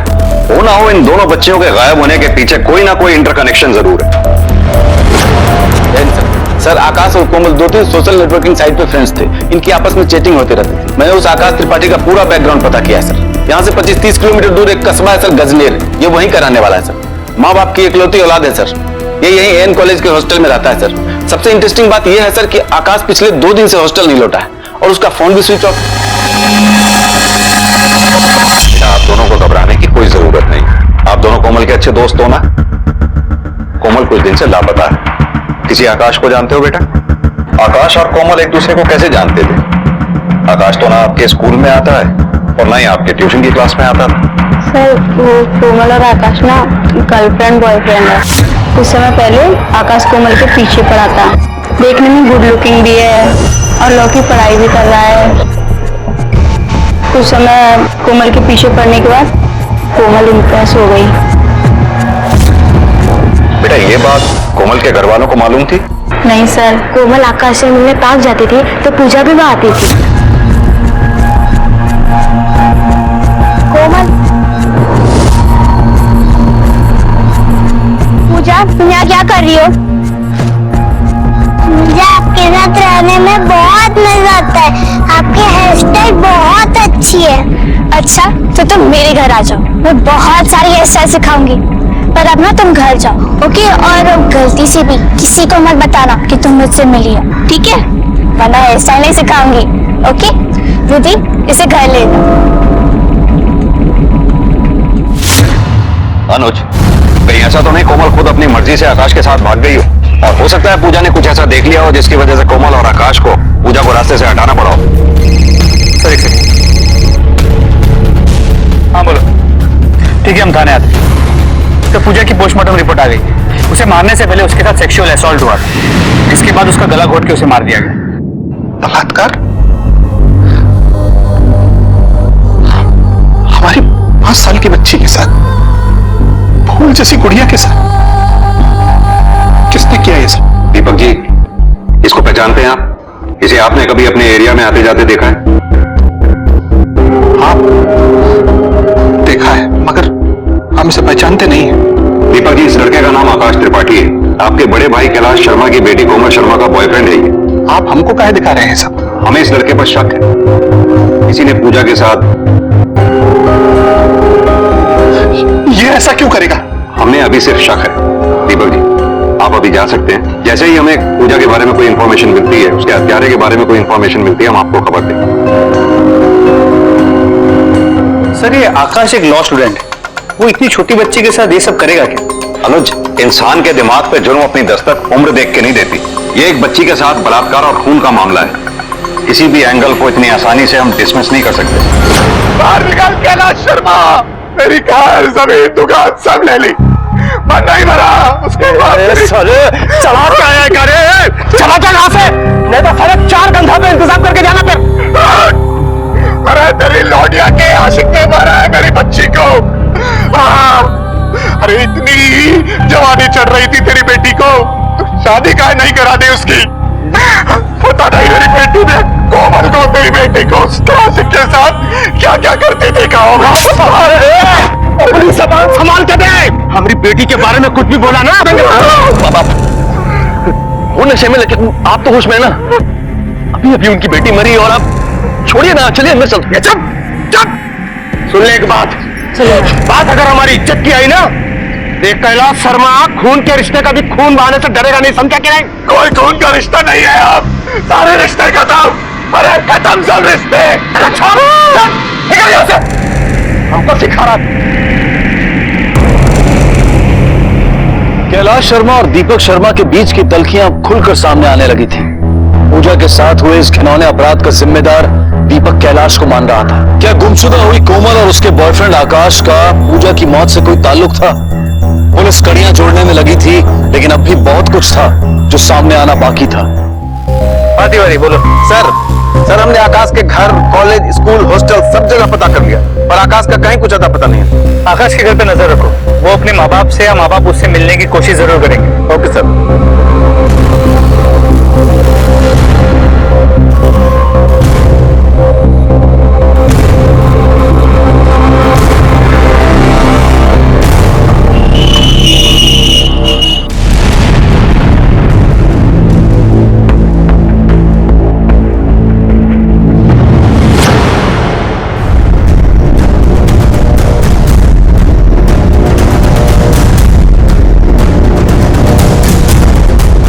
सर ये कोमल की बॉडी है। इसकी फैमिली को इन्फॉर्म करो सर, बॉडी को पोस्टमार्टम के लिए भेजो। अब तक पुलिस को शक था कि पूजा का कत्ल शायद आकाश और कोमल ने किया है, लेकिन कोमल की लाश मिलने के बाद एक नया सवाल खड़ा हो गया कि आखिर कौन है इस सब के पीछे। और वो लड़की कौन है जो बार बार पुलिस स्टेशन आकर पलट जाती है?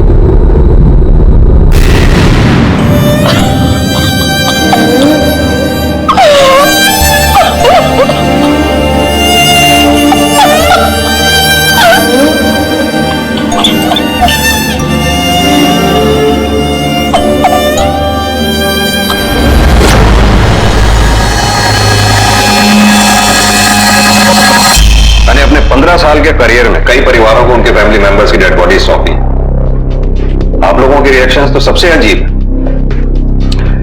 कोमल की लाश आज मिली है ना, वो तो हमारे लिए उसी वक्त मर गई थी जब वो घर छोड़कर गई थी।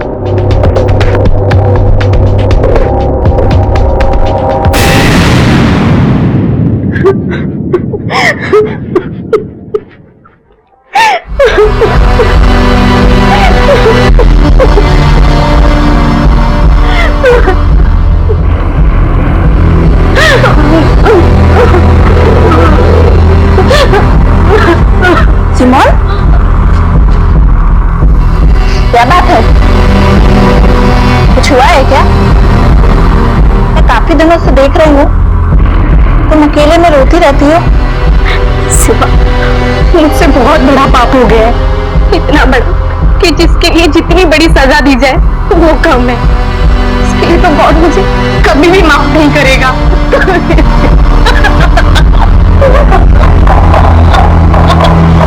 अनुज, पहले हमें पता चलता है कि पूजा को मारने से पहले उसके साथ रेप किया गया था, और अब कोमल को भी मारने से पहले उसके साथ रेप किया गया था। ये सब चल क्या रहा है? कहीं ऐसा तो नहीं ये सब आकाश ने ही किया हो?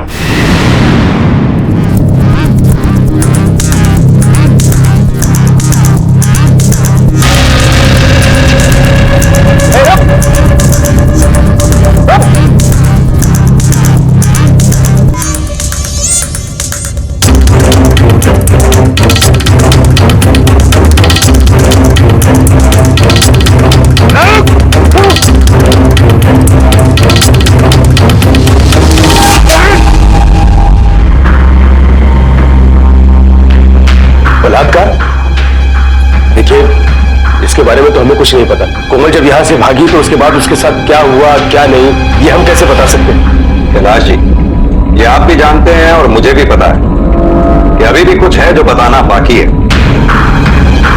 अब वो क्या चीज है, आप बताएं या ना बताएं, हम अपने तरीके से पता लगा लें। चलो।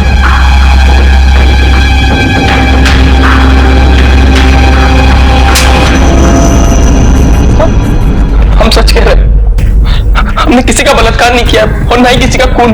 सर आप चाहे तो हमारे बारे में किसी से भी पूछ सकते हैं सर। सर हमने कोमल तक को आज तक हाथ नहीं लगा, तो पूजा कोमल के नंबर से आखिरी बार बातचीत तुझसे ही हुई थी, इस पे क्या झूठ बोलेगा? हाँ, कोमल और मेरी बात हुई थी। वो फोन पे फूट फूट के रो रही थी, तो मैंने कहा कि मुझे मिलना और मिलकर बात करनी। तो मुझसे बालाजी चौक मिलने के लिए गया था सर, लेकिन जब वहां गए तो कोमल वहां पर नहीं थी। हम इधर उधर घूम के उसका इंतजार कर रहे थे, तभी हमारी नजर उस पर पड़ी और हमने देखा कि वहां कुछ है। और हम उसके करीब गए तो वो लाश थी, तो हम तुरंत पहचान गए वो लाश कोमल की चचेरी बहन पूजा की थी। डर के मारे हमारी हालत खराब हो गई, हम भाग गए। हम बहुत डर गए थे कि इस केस में हम ना फंस जाए। आप हमारी बात का विश्वास कीजिए, हमने कुछ भी नहीं किया सर। आकाश के बयान से इस केस का रुख ही बदल गया।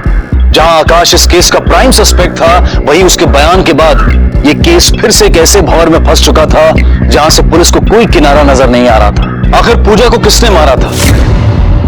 और कोमल के साथ भी हुए बलात्कार ने कई सवाल खड़े कर दिए थे कि आखिर एक ही परिवार की लड़कियों को कौन निशाना बना रहा था। पुलिस के लिए इस केस को सुलझाना दूध से पानी अलग करने जैसा था, लेकिन बहुत जल्द इस केस में कुछ ऐसा होने वाला था जो ना पहले कभी देखा गया था और ना ही कभी सुना गया था।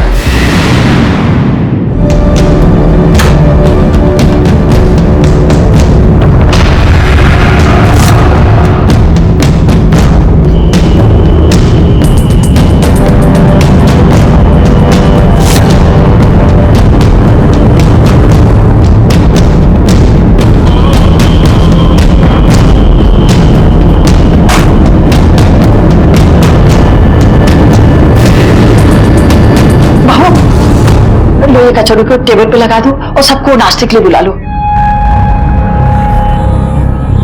ले जाओ इसे और टेबल पे लगा दो, किसी को पता नहीं चलेगा और आधे घंटे में जहर का असर हो जाएगा। कुछ ही मिनट में हमारा सारा परिवार खत्म हो जाएगा। नहीं माँ जी, बस बहुत हो गया, अब मैं और सहन नहीं कर सकती। मैं आज ही पुलिस स्टेशन जाकर सब कुछ बता दूंगी। अभी पुलिस स्टेशन जाकर मैं सब कुछ बता दूंगी। हम जा रहे हैं पुलिस स्टेशन शिकायत करने। अब हम चुप नहीं बैठेंगे, बहुत हो गया। अब जब मरना ही है तो क्यों ना सब कुछ बताकर ही मरे।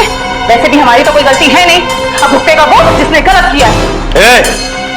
पागल हो गई है क्या? अब तूने ठल्ला वाला क्या देखा है? समझा नहीं सकता उसको? अगर ये पुलिस स्टेशन गई तो पता ही रहता होगा। एक बार अच्छे से सोच लो। हम जा रहे हैं, सब कुछ बता के रहे। कहाँ इसको घर के अंदर बंद करो, समझ में आया कि नहीं आया? आगे बताना। अब किसी ने मुझे हाथ लगाया ना तो चल पड़ेंगे हम चुप नहीं बैठेंगे। आज सब कुछ बता देंगे पुलिस को। पागल हो गई है खाई। सर मोस्ट प्रोबेबली एक सुसाइड केस। कोमल की बॉडी से कहीं भी आकाश के कोई डीएनए ट्रेसेस नहीं मिले।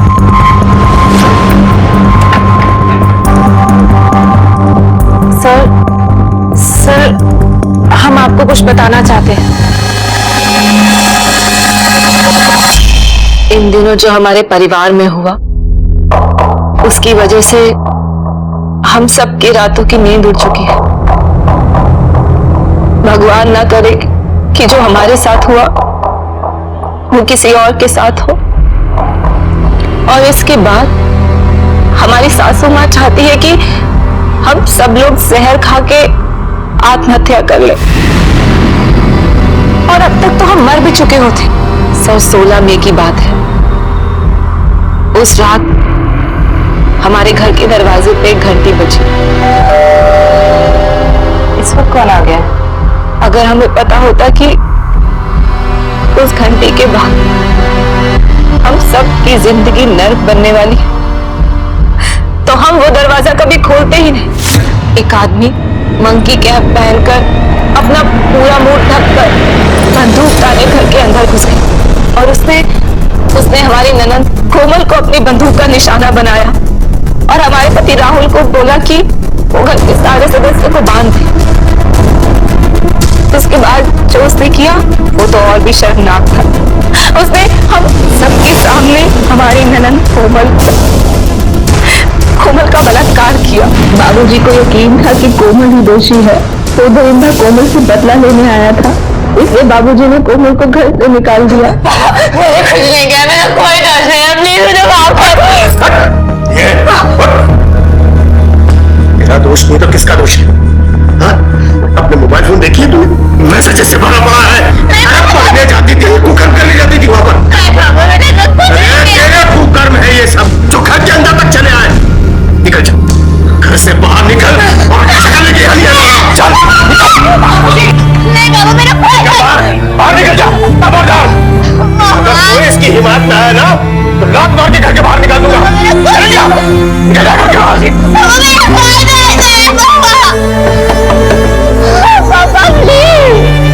वो चीखती रही, चिल्लाती रही, लेकिन बाबूजी ने दरवाजा नहीं खोला और यहाँ तक कि हम में से किसी ने भी कोमल की मदद नहीं की और हताश होकर कोमल वहां से चली गई।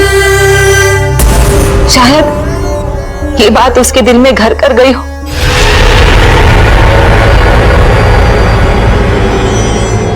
शायद इसी वजह से कोमल ने अपनी जान दे दी।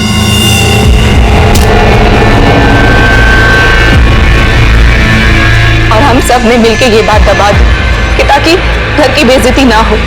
लेकिन ये सिलसिला यहीं पर खत्म नहीं हुआ।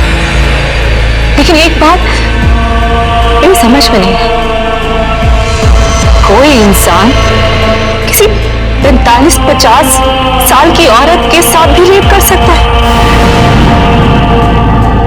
और इस बार उस आदमी का निशाना हमारी सासू माँ थी। उसने हम सब के सामने वही किया जो कोमल के साथ किया। हम सब बस देखते रहे, कुछ नहीं करता। सर उस घर में हैवानियत का ऐसा नंगा नाच चल रहा था कि जिसे बताने में भी हमें शर्म आ रही। उस रात के बाद तो हम सब की रूह कांप उठी थी। घर से बाहर निकलने में भी हमें डर लगता था। खौफ का ऐसा मंजर शायद ही किसी ने देखा हो, जो हमारे साथ बीत रहा था। तुम लोग इतने वक्त तक उस अपराधी को झेलते रहे, एक बार भी पुलिस की मदद लेने का ख्याल नहीं आया? अरे अनुज तो तुम्हारा पड़ोसी था, उसे एक बार इशारा कर दिया होता ये सब रोकने के लिए। बाबूजी ने हम सबके मुंह पे पट्टी बांध रखी थी। जब घर की घंटी बजती हम कभी दरवाजा नहीं खोलते। लेकिन वो आदमी इतना शातिर था। उस रात हम सब सोने ही जा रहे थे। हम सब बहुत घबरा गए। बहुत हिम्मत करके हमारे पति राहुल वो दरवाजा खोलने गए और जैसे ही दरवाजा खोला तो वही आदमी था। इस बार उसकी दरिंदगी का शिकार हम थे। मर जाएंगे हम, मर जाएंगे हम।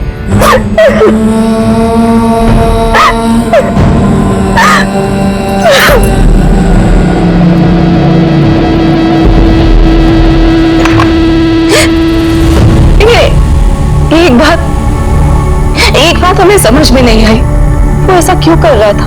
वो किस बात का बदला हम सब से ले रहा था?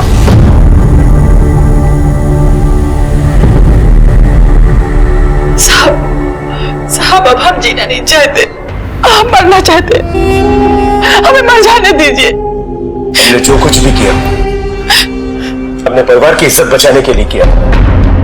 बहुत वक्त लगता है साहब नाम कमाने के लिए, और नाम को मिटाने के लिए एक झटका काफी होता है। क्या बताएं साहब, कैसा महसूस कर रहे हैं? हमारी आंखों के सामने हम कुछ नहीं कर सके, ना अपनी बहन को बचा सके, ना माँ को, ना बीवी को।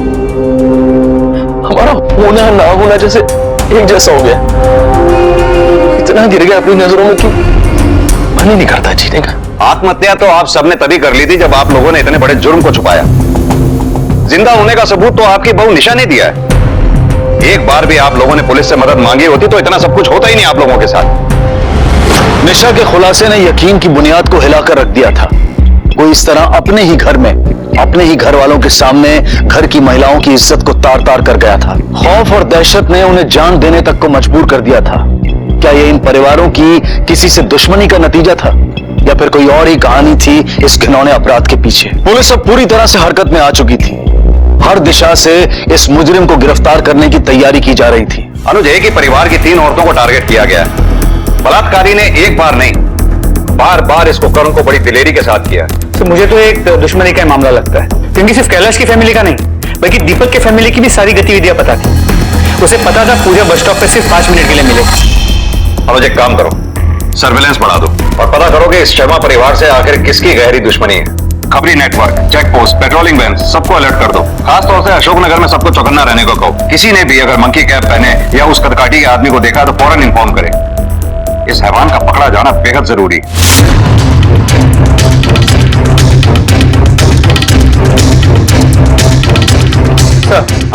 सर, अब तक मिली इंफॉर्मेशन के हिसाब से कैलाश और दीपक एक दूसरे के सबसे बड़े दुश्मन थे। लेकिन आसपास के लोगों से पता चला है कि पिछले कुछ दिनों से एक कॉन्ट्रैक्टर यहाँ कई बार आते जाते दिखा है। क्या नाम है उसका? मनोज। एड्रेस पता उसका?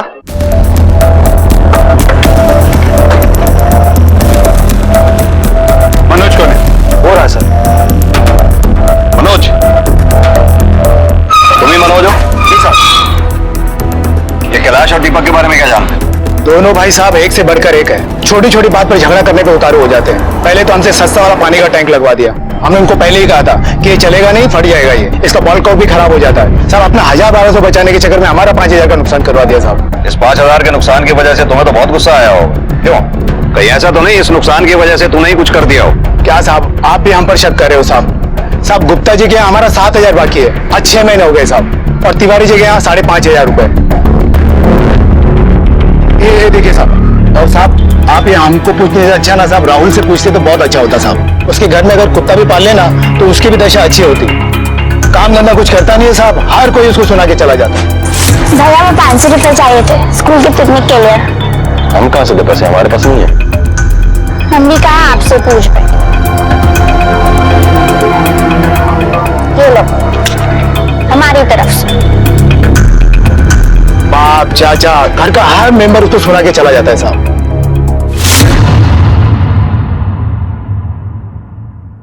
सब कमाई काफी कम हो पाती है, इस वजह से पापा थोड़ा नाराज रहते हैं, लेकिन इस वजह से हम अपने माँ बहन और बीवी का रेप थोड़ी करवा देंगे। हमारी आंखों के सामने हुए सब, आप नहीं समझ पाएंगे किस दर्द से गुजर रहे। तुम्हारे यहाँ जो शामू नाम का नौकर था वो कहाँ है आजकल? वो हमारे काम नहीं करता, उसने नौकरी छोड़ दी।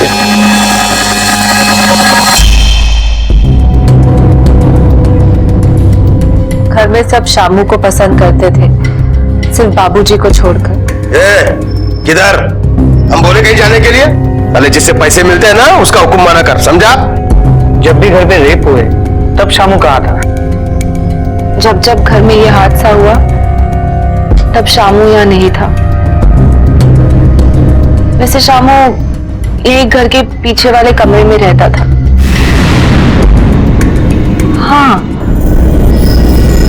वो आदमी भी थोड़ा बहुत शामू जैसा ही लग रहा था। ये शामू कहाँ मिलेगा? घर के बाहर एक राशन वाले की दुकान है। साहब, शामू बहुत अच्छा लड़का है। एक बात बताओ, शर्मा जी के यहाँ पे काम छोड़ने के बाद वो कहाँ गया? नौकरी छोड़ने के बाद हमसे मिलने तो आया था और कह रहा था कि हर्षनगर में कहीं काम पे लगा है।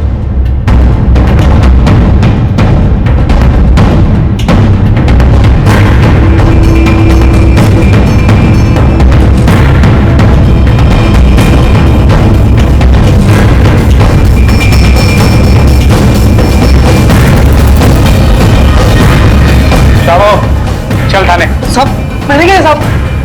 आने चल के पता लगेगा। चल।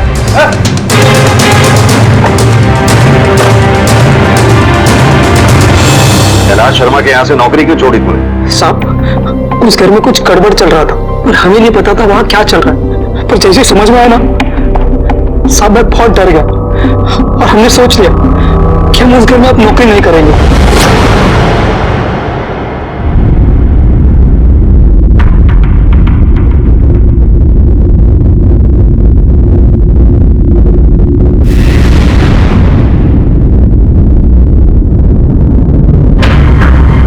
काफी दिनों से देख रही हूँ कि आप यहाँ पर आती हैं, फिर कुछ सोचकर उल्टा चली जाती हैं। क्या बात है? कोई तकलीफ है? जब घर में बलात्कार हुआ उस वक्त तू कहाँ था? साहब, या तो मैं अपने रूम में रहूंगा घर के पीछे, या फिर मेरा जो दोस्त है बिरजू किराना वाला, उसके यहाँ। आप चाहे तो किसी को भी पूछ लो साहब। मैडम, एक बूढ़ी औरत के साथ बलात्कार हुआ है। बलात्कार? जी हाँ मैडम, मैं एक ओल्ड एज होम में काम करती हूँ। ये कुछ वक्त पहले की बात है, लेकिन मैंने ये बात किसी को नहीं बताई अभी तक।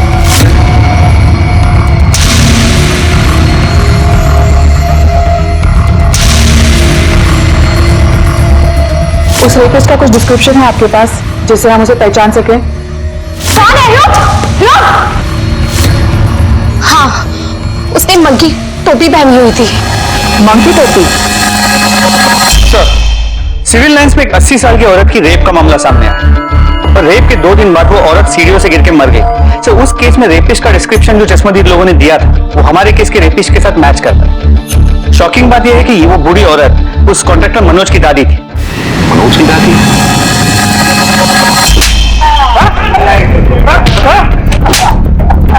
एक कायर आदमी है तू। तेरे सारे लोकेशन हमने ट्रैक कर लिए हैं। तेरे मजदूरों से हमने बात की, तूने जब जब कहा कि तू कंस्ट्रक्शन साइट पे था तू वहां था ही नहीं। सर, इसके घर से ये मंकी कैप मिला है।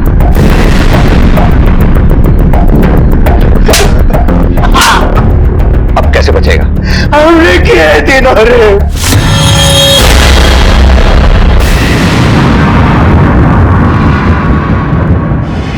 बच्ची को क्यों मारा तूने? और अपनी दादी, एक 80 साल की औरत को भी नहीं छोड़ा तूने? तो इंसान है या हैवान? हमने दादी को कुछ नहीं किया है। हम दादी से बहुत प्रेम करते थे। हमने तो दादी का बदला लेने के लिए किया था। बदला? कैसा बदला? दादी की मां सीढ़ियों से गिरने की वजह से नहीं हुई थी, उनका पैर नहीं फिसला था, उन्होंने आत्महत्या की थी।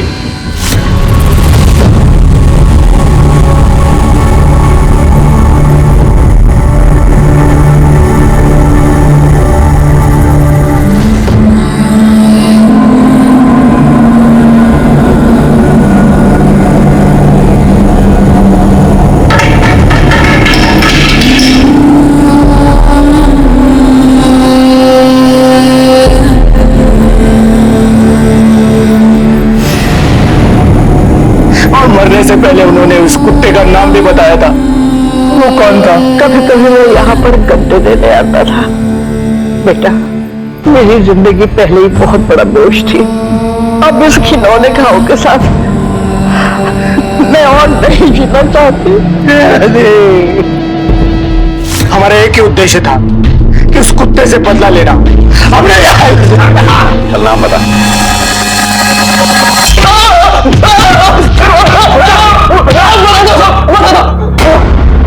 चल बता। हमने रेप किया था बूढ़ी औरत का भी, तुझे का भी किया था, ये तो हमें भी पता है। क्यों किया था ये बता। बचपन से लेकर सर हर मोड़ पर, हर जगह असफलता ही मिली हमें। हर किसी ने हमें यह एहसास कराया है कि हम किसी लायक नहीं है। बाबूजी की चप्पल खा के दिमाग फिर गया हमारा, इसलिए सारा गुस्सा बुढ़िया पर निकाल दिया। अरे ये क्या कर रहे हो? गद्दा वहां नहीं यहाँ रखो, कहीं भी फेंक के चले जाते हो। सुनाई नहीं देता क्या? खड़ा खड़ा मेरा मुंह क्या दिख रहा है? रखो वहां, निकम्मा कहीं